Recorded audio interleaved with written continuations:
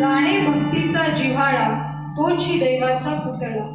जो भगवंताच्या भक्तीचा जिव्हाळा जाणणार आहे तोच दैवाचा पुतळा आहे. आता जिव्हाळा म्हणजे काय? तर जिव्हाळा म्हणजे प्रेम. आता भक्ताच्या अंतःकरणात भगवंताविषयी जिव्हाळा आहे.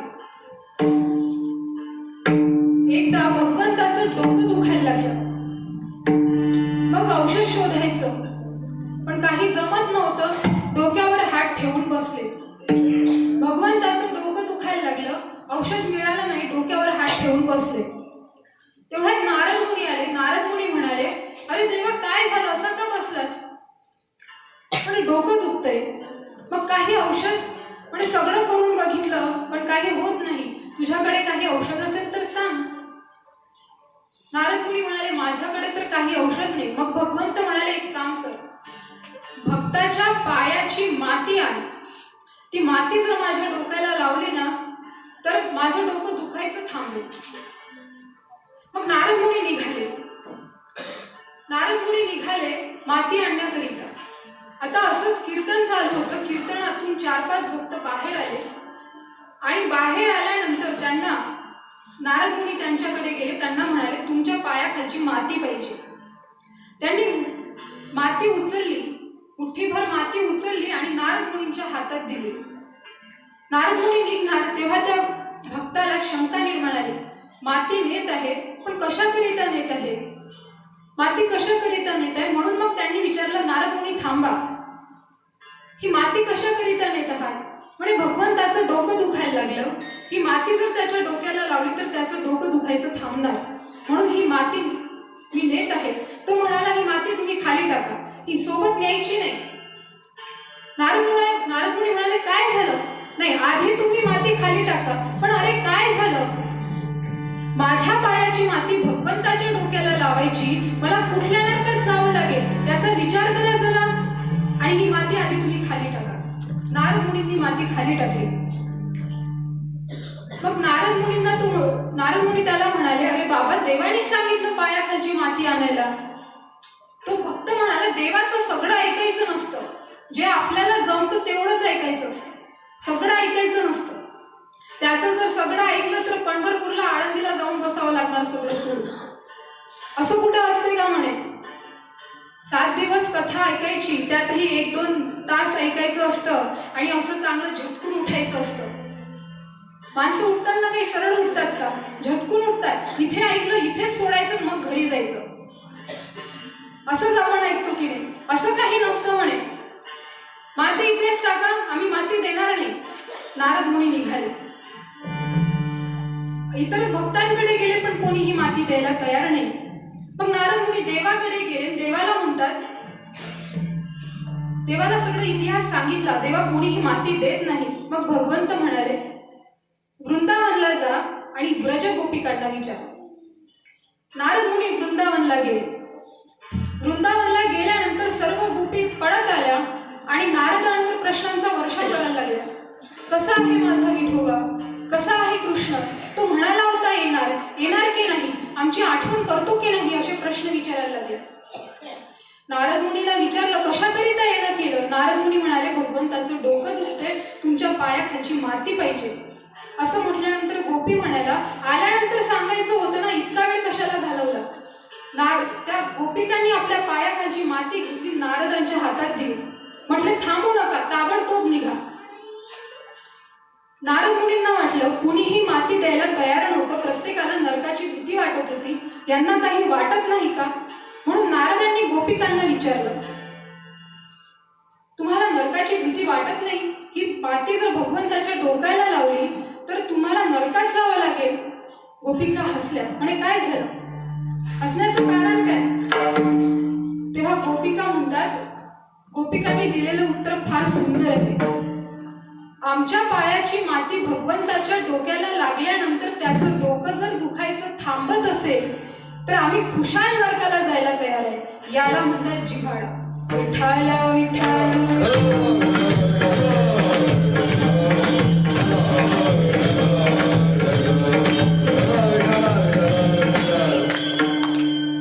जाणे भक्तीचा जिव्हाळा तोची दैवाचा पुतळा. जो भक्तीचा जिव्हाळा जाणतो तोच दैवाचा पुतळा आहे. आता भगवंताचं भक्तावरील प्रेम कसं आहे, भगवंताचा भक्तावरील जिव्हाळा कसा आहे. दिवाळीचा सण होता आणि दिवाळीचा सण होता.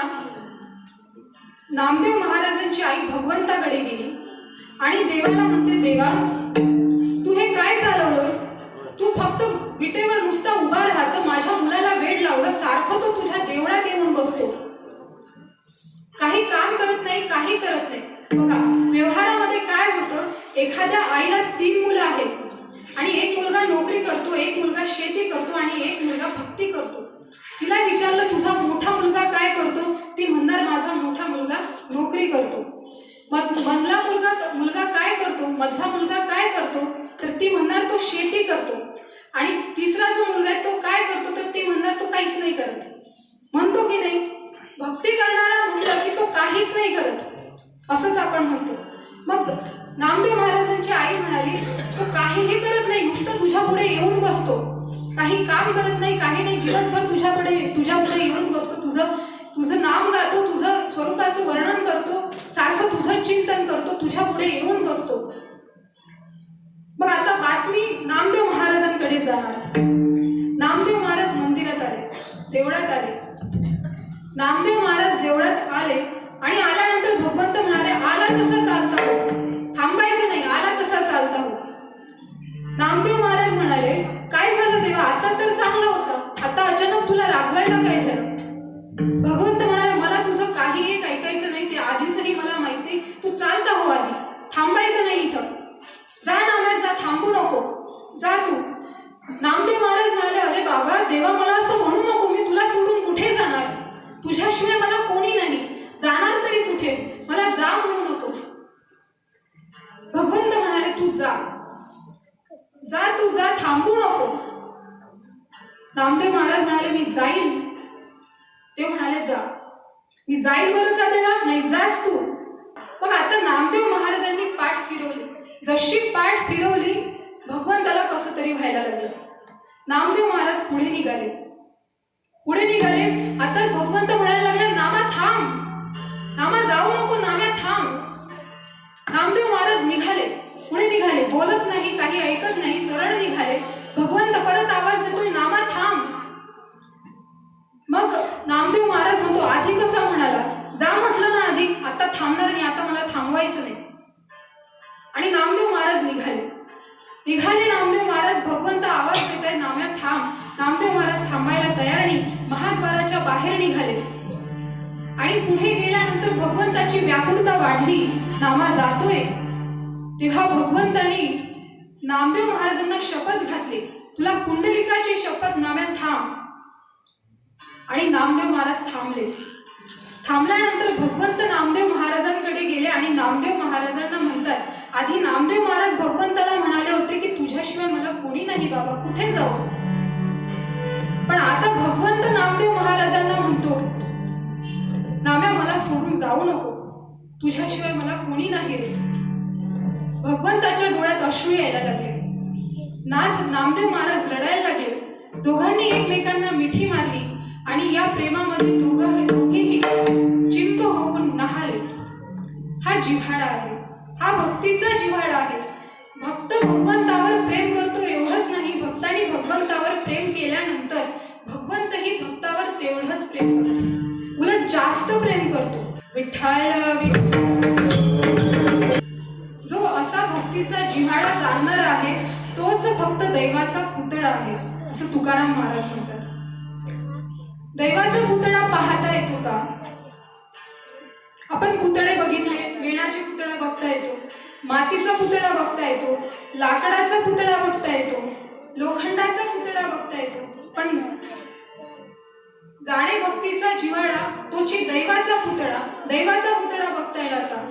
मग जो डोळ्याला दिसत नाही असा दैवाचा पुतळा दृष्टीत आणण्याचं सामर्थ्य हे संतांचं आहे. आपल्याला लावण्याचा पुतळा बघायचा असेल, पंढरपुरीचा निळा लावण्याचा पुतळा, पंढरपुरीचा निळा लावण्याचा पुतळा, पंढरपुरीचा निळा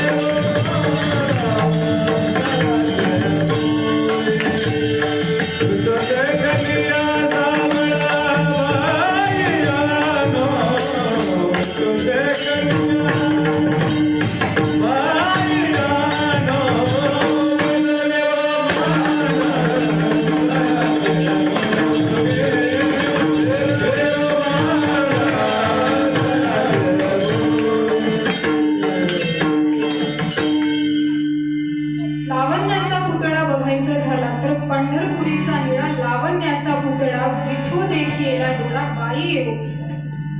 लावण्याचा पुतळा बघायचा झाला तर पांडुरंग परमात्म्याला बघा.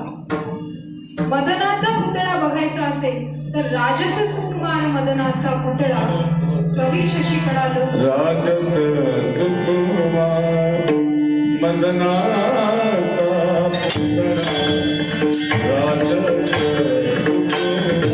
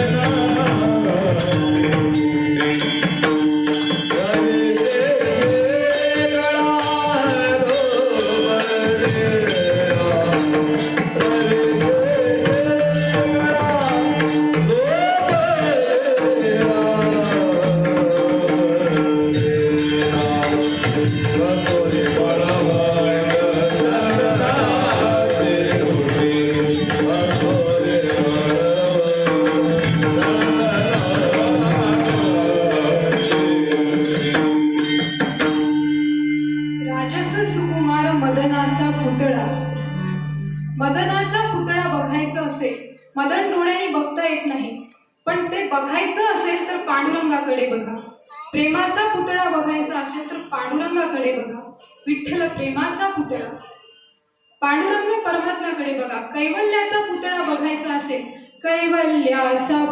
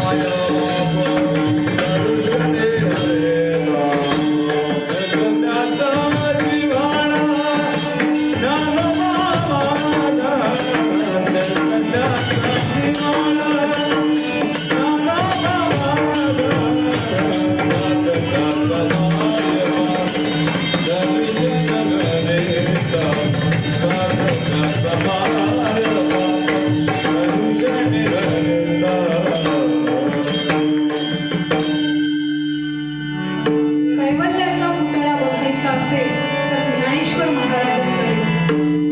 कैवल्याचा पुतळा प्रगटला पुतळा, चैतन्याचा जिव्हाळा ज्ञानोबा माझा. कैवल्याचा पुतळा बघायचा तर ज्ञानेश्वर महाराजांना बघा.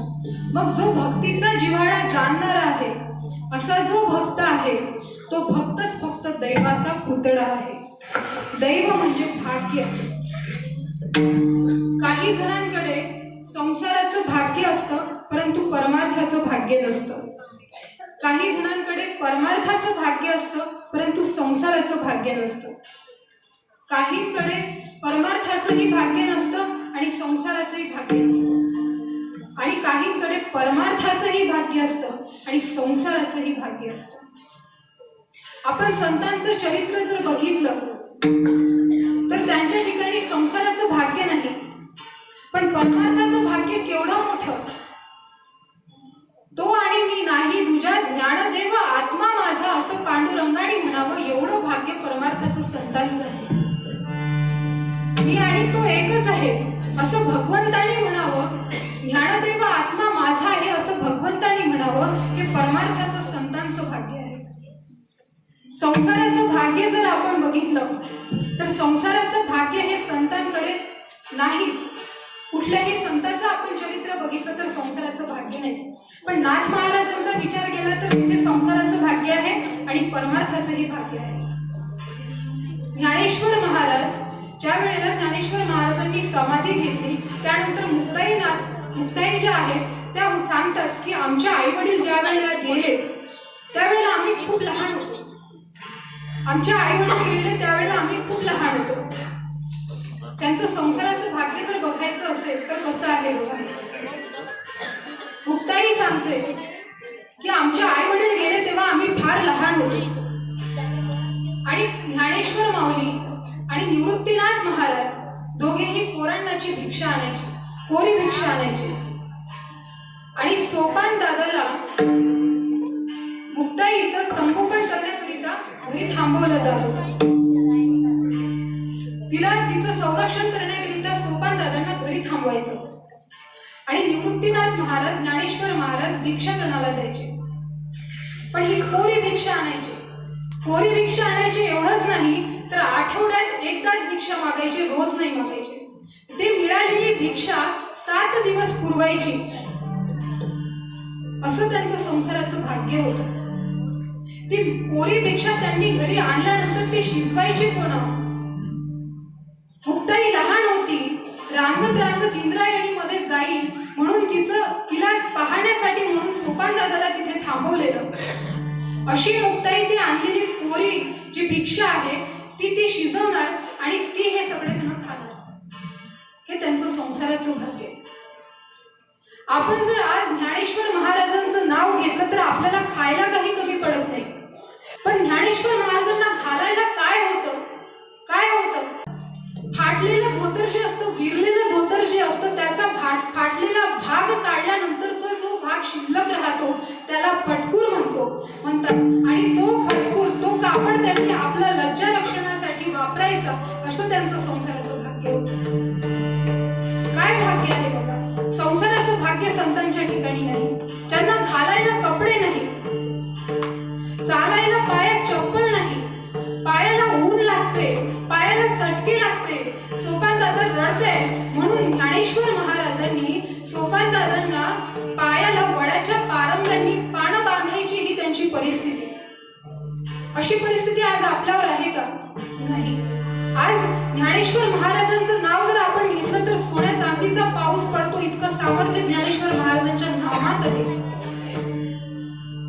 एवढं मोठं सामर्थ्य माऊलींचं आहे. पण त्यांचं स्वतःचं जीवन जर आपण बघितलं तर त्यांच्या जीवनामध्ये संसाराचं भाग्य नाही. परमार्थाचं भाग्य केवढं मोठं आहे बघा. दिवाळीचा सण होता आणि नामदेव महाराजांना त्यांची आई म्हणाली की नामदेवा, देवाला सांग आज पाडवा आहे तर त्याला तू आपल्या घरी अंघोळीला घेऊन ये.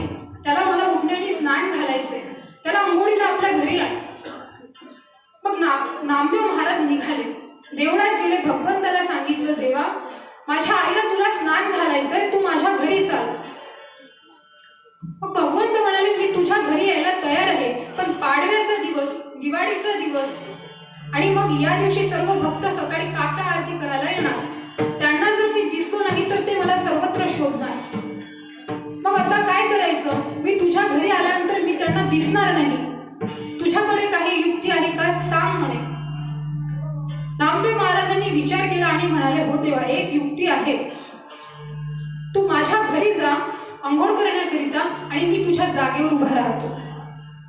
भगवंत म्हणाले ठीक आहे, तू माझ्या जागेवर उभा राहा. सकाळी काकडा आरती करण्याकरिता सर्व भक्त मंडळी येतील.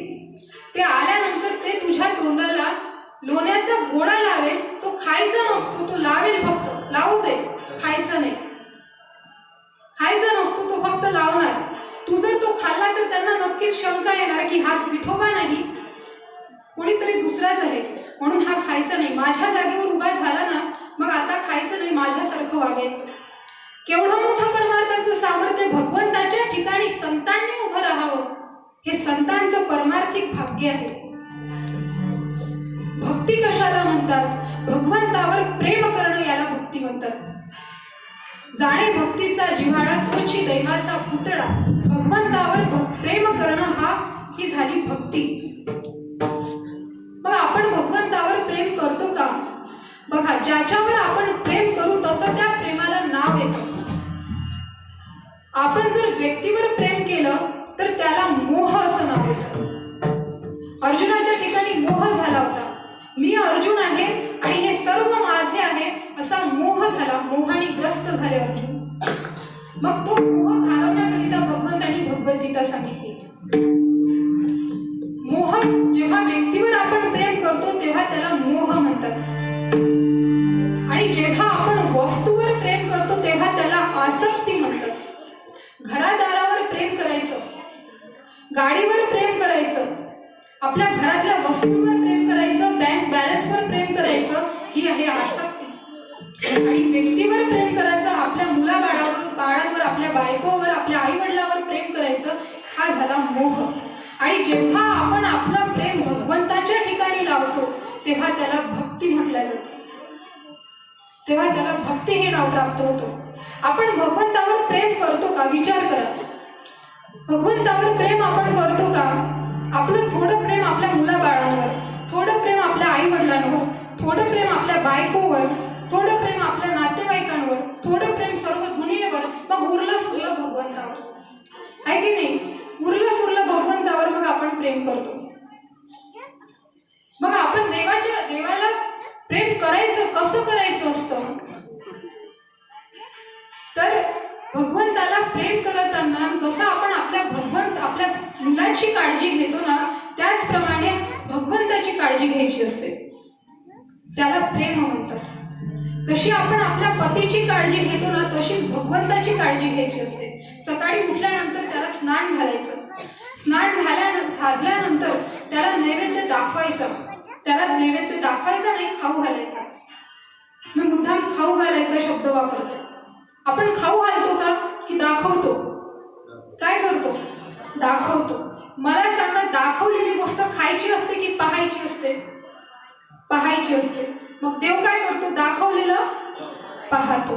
खातो का? नाही खात. वरून आम्हीच बोंबा ठोकतो की देव खात नाही. अरे आम्ही दाखवतो तो पाहणारच. खायला घातल्यानंतरच तो खाणार की नाही? खायला घातलंच नाही तो खाणार कसा? त्याला आम्ही दाखवलं म्हणून तो फक्त पाहतो. एवढंच नाही, जो नैवेद्य, जो उपार आपण भगवंताला दाखवत असतो, तो नैवेद्य जो खाणार असतो त्याचा विचार करून तो देवाला दाखवला जातो. होतं की नाही असं? आपण ताट काढल्यानंतर हा उपार आपल्या घरचा माणूस जेवणार आहे, मग त्याला काय आवडतं त्यानुसार त्या ताटात वाढलं जातं आणि ते भगवंताला दाखवलं जातं. होतं की नाही असं? जो खाणार त्याचा विचार करून आपण देवाला देतो. मग देव आपल्या जवळचं कसं खाणार? भगवंताची भक्ती करायची. जसं आपण आपल्या मुलाचं रक्षण करतो, जसं आपण आपल्या मुलाला प्रेम लावतो, आपल्या पतीला प्रेम लावतो, तसं भगवंतावर प्रेम करायचं असतं. जाणे भक्तीचा जिव्हाळा तोची दैवाचा पुतळा. जो भगवंताच्या भक्तीचा जिव्हाळा जाणतो तोच देवाचा पुतळा आहे. एक मर्कट न्याय आहे आणि एक मार्जर न्याय आहे. मर्कट न्यायामध्ये आपण इतर मार्गाने गेलो तर आपल्या मोक्षाचा विचार आपल्या स्वतःच्या स्वबळावरच करावा लागतो. पण मार्जर न्यायाने जर गेलो तर आपला सगळा भार भगवंत सांभाळतो. माकड जे असतं ना, त्याचं पिल्लू ते जन्माला आल्यानंतर ते त्याला म्हणतं तुझं तू बघ. ते त्या आपल्या आईला पकडून ठेवतं आणि ते पडल्यानंतर ती त्याला परत पकडत नाही. हा आजारी असेल तर ती त्याचं रक्षण करणार, पण त्याचं स्वतःचं सामर्थ्य स्वतःवर असतं. पण मांजरीचं पिलू झाल्यानंतर ते काही दिवस डोळे त्याचे बंद असतात आणि मग त्या मांजराच्या पिलांचं रक्षण करण्यासाठी ते मांजर आपल्या पिलांना दातात घेऊन 7 दिवस 7 घरं फिरवते. का फिरवते? कारण त्या पिलांचा जो बाप असतो तो टपून असतो. कधी नाश्त्याला मिळतात, तो टपून असतो. म्हणून मग ती 7 दिवस 7 घरी त्या पिलांना सांभाळते, तिथे नेते, त्याचा सांभाळ करते. तसं भक्ती मार्गाने जर आपण गेलो तर सगळी जबाबदारी भगवंताची आहे. तो आपल्याला सांभाळणार. आणि आपण इतर मार्गाने गेलो तर मग आपली जबाबदारी आपल्याला घ्यावी लागते. तेव्हा आपण ठरवायचं आपण मांजरीचं पिलू व्हायचं की माकडाचं पिलू व्हायचं. विठ्ठल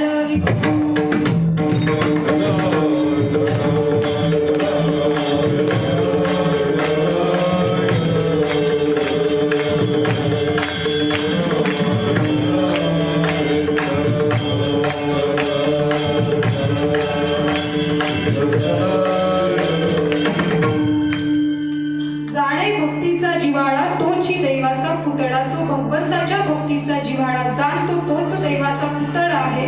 आणि मग भक्ती सोडली